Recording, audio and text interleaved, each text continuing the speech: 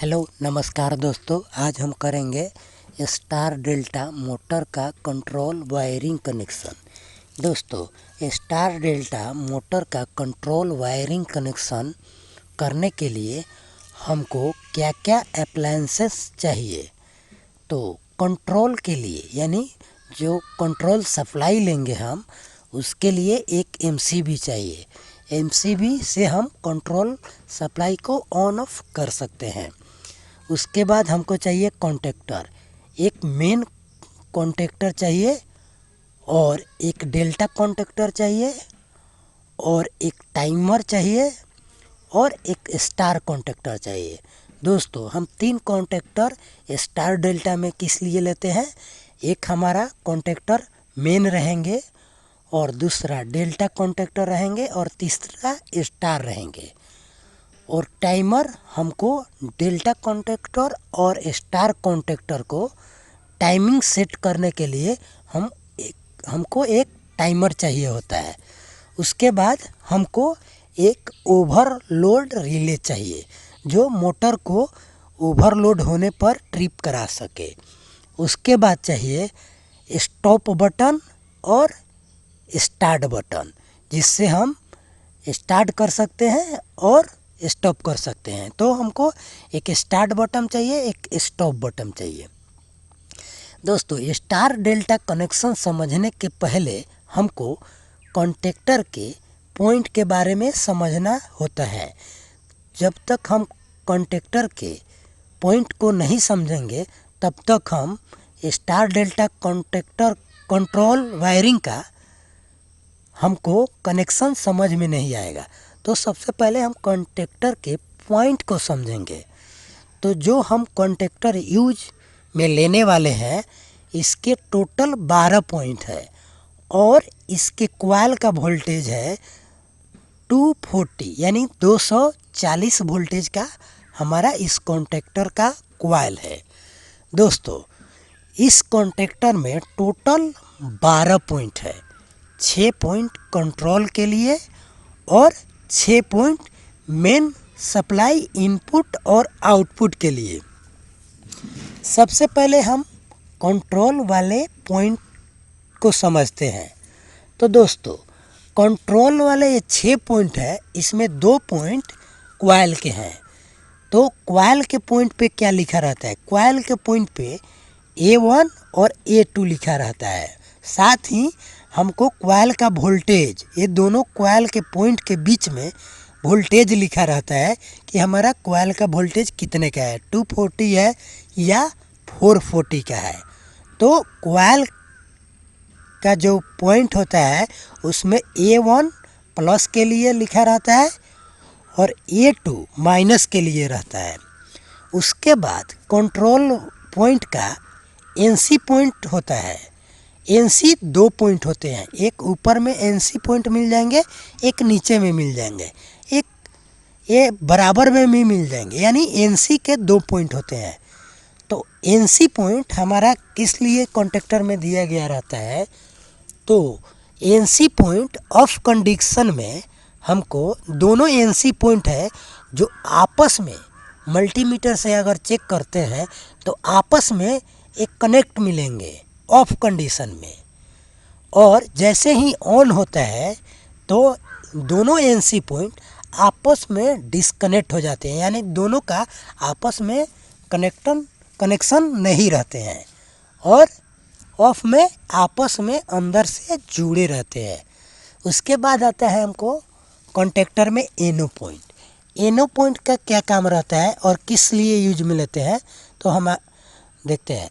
NO point of condition में, contactor के of condition में हमारा ये दोनों पॉइंट आपस में कनेक्ट नहीं रहेंगे, यानी जुड़े नहीं रहेंगे। जैसे ही हम कॉन्टेक्टर में सप्लाई देंगे, यानी कॉइल में हम सप्लाई देंगे, जैसे ही हमारा कॉन्टेक्टर ऑन होगा तो NO के दोनों पॉइंट आपस में कनेक्ट हो जाएंगे। और इसके विपरीत, NO के विपरीत होता है NC पॉइंट। जब हमारा NO पॉइंट कनेक्ट होगा तो NC पॉइंट डिस्कनेक्ट हो जाएंगे।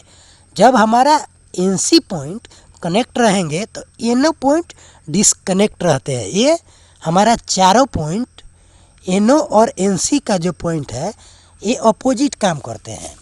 तो NC ऑफ कंडीशन में कनेक्ट रहते हैं और NO ऑन कंडीशन में कनेक्ट रहते हैं। अब हमारा मेन जो पॉइंट है 6 पॉइंट कॉन्टेक्टर के, ये हम यूज में लेते हैं मेन सप्लाई के लिए। मोटर में इसी से हमारा 3 पॉइंट इनपुट आता है और 3 पॉइंट आउटपुट जाता है। यानी 3 पॉइंट हम कॉन्टेक्टर में इनपुट के लिए इस्तेमाल करते हैं, सप्लाई इनपुट के लिए, और 3 पॉइंट सप्लाई आउटपुट के लिए इस्तेमाल करते हैं।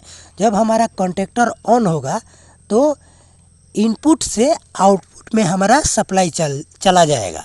तो कॉन्टेक्टर का इस तरह सभी पॉइंट काम करते हैं।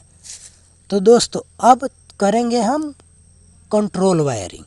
कंट्रोल वायरिंग के लिए सबसे पहले जो हम MCB लिए हैं उसमें मेन सप्लाई का इनपुट और न्यूट्रल का इनपुट लेंगे, यानी माइनस इनपुट लेंगे और प्लस इनपुट लेंगे। MCB के आउटपुट से हम न्यूट्रल वाले पॉइंट से हम एक वायर कनेक्ट करेंगे और तीनों कॉन्टेक्टर के एक एक पॉइंट से हम कनेक्ट कर देंगे। यानी कॉइल के एक एक पॉइंट से A1 एक कॉन्टेक्टर के पॉइंट से कनेक्ट कर देंगे, दूसरे कॉन्टेक्टर के A1 से कनेक्ट कर देंगे। उसी तरह हम टाइमर के A1 पॉइंट के साथ कनेक्ट कर देंगे। यानी तीनों कॉन्टेक्टर का कॉइल का जो एक एक पॉइंट है उसके साथ हम कनेक्ट कर देंगे और टाइमर का A1 से कनेक्ट कर देंगे। तो इस तरह हमारा माइनस का कनेक्शन हो जाता है कॉन्टेक्टर और टाइमर का। अब हम लेंगे MCB के आउटपुट से प्लस वाले पॉइंट के साथ हम कनेक्शन करके रिले, ओवरलोड रिले के NC पॉइंट में कनेक्ट करेंगे। दोस्तों रिले के दूसरे NC पॉइंट से हम कनेक्शन करेंगे और स्टॉप बटन के एक पॉइंट के साथ हम कनेक्शन कर देंगे और स्टॉप बटन के दूसरे पॉइंट से हम कनेक्शन करके स्टार्ट बटन के एक पॉइंट के साथ हम कनेक्शन कर देंगे। ठीक है दोस्तों। और स्टार्ट बटन का जो एक पॉइंट बचा है उस पॉइंट से हम कनेक्शन लेके और हमारा मेन जो कॉन्टेक्टर यानी फर्स्ट वाला जो कॉन्टेक्टर है उसके NC पॉइंट में हम कनेक्शन कर देंगे। अब हम स्टार्ट बटन और स्टॉप बटन का जो वायर आपस में कनेक्ट है, यानी बीच में जो हमारा वायर कनेक्शन है उससे हम एक लूप लेंगे, यानी उससे हम एक कनेक्शन लेंगे और फर्स्ट वाले कॉन्टेक्टर के NO पॉइंट में हम कनेक्शन कर देंगे। दोस्तों तो इस तरह हमारा स्टॉप और स्टार्ट बटन का मेन कॉन्टेक्टर में कनेक्शन हो गया। अब हम मेन कॉन्टेक्टर के जो दोनों ऊपर वाले पॉइंट है यानी NC के एक पॉइंट और NO के एक पॉइंट, जो दोनों ऊपर वाले पॉइंट है उसको हम आपस में कनेक्ट कर देंगे, यानी दोनों को आपस में शॉर्ट कर देंगे। ठीक है दोस्तों। शॉर्ट करने के बाद में उस शॉर्टिंग पॉइंट से हम एक वायर लेके इसके एक कॉइल में हम कनेक्शन कर देंगे। ठीक है दोस्तों।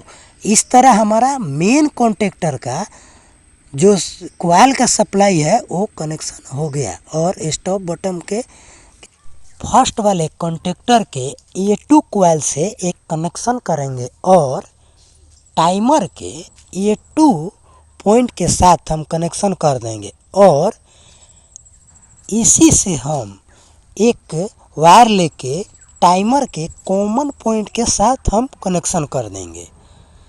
उसके बाद हम टाइमर के NC पॉइंट से एक कनेक्शन लेंगे, यानी टाइमर के जो ऊपर वाले पॉइंट है उसमें से हम NC पॉइंट से कनेक्शन लेंगे और स्टार कॉन्टेक्टर के एक कॉइल के साथ, यानी स्टार कॉन्टेक्टर का जो A2 पॉइंट है यानी स्टार कॉन्टेक्टर का एक कॉइल का जो पॉइंट है उसके साथ हम कनेक्शन कर देंगे। उसके बाद टाइमर के एनो से हम एक कनेक्शन करके और डेल्टा कॉन्टेक्टर के A2 कॉइल के साथ कनेक्शन करेंगे, यानी डेल्टा कॉन्टेक्टर के कॉइल के एक पॉइंट के साथ हम कनेक्शन कर देंगे। दोस्तों, जैसे ही हम स्टार्ट बटन को प्रेस करते हैं तो हमारा सप्लाई मेन कॉन्टेक्टर में और स्टार कॉन्टेक्टर में एक साथ चला जाता है। तो हमारा दोनों मेन कॉन्टेक्टर और स्टार कॉन्टेक्टर दोनों एक साथ ऑन हो जाते हैं। मेन कॉन्टेक्टर में हम कॉइल का सप्लाई डायरेक्ट भेजते हैं, लेकिन वहीं स्टार कॉन्टेक्टर का सप्लाई हम टाइमर से होके इसका सप्लाई गया रहता है।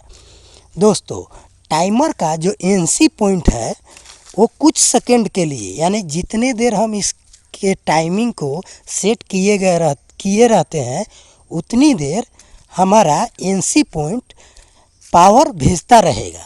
जैसे ही टाइमर का टाइमिंग होगा, यानी जितने देर का हम टाइमिंग सेट किए रहते हैं उतना टाइम पूरने के बाद में हमारा एनसी से पावर ड्रॉप हो जाएंगे, यानी एनसी में पावर जाना बंद हो जाएगा और टाइमर के एनो पॉइंट से पावर देना चालू हो जाएगा, यानी टाइमर के एनो पॉइंट से सप्लाई मिलना चालू हो जाएंगे। तो हमारा स्टार कॉन्टेक्टर ऑफ हो जाएंगे और डेल्टा कॉन्टेक्टर ऑन हो जाएंगे। तो इस तरह हमारा स्टार डेल्टा का कंट्रोल वायरिंग करते हैं। दोस्तों, ये वीडियो आपको हेल्पफुल लगा हो तो इस चैनल को सब्सक्राइब ज़रूर करें और मेरा हौसला ज़रूर बढ़ाएं।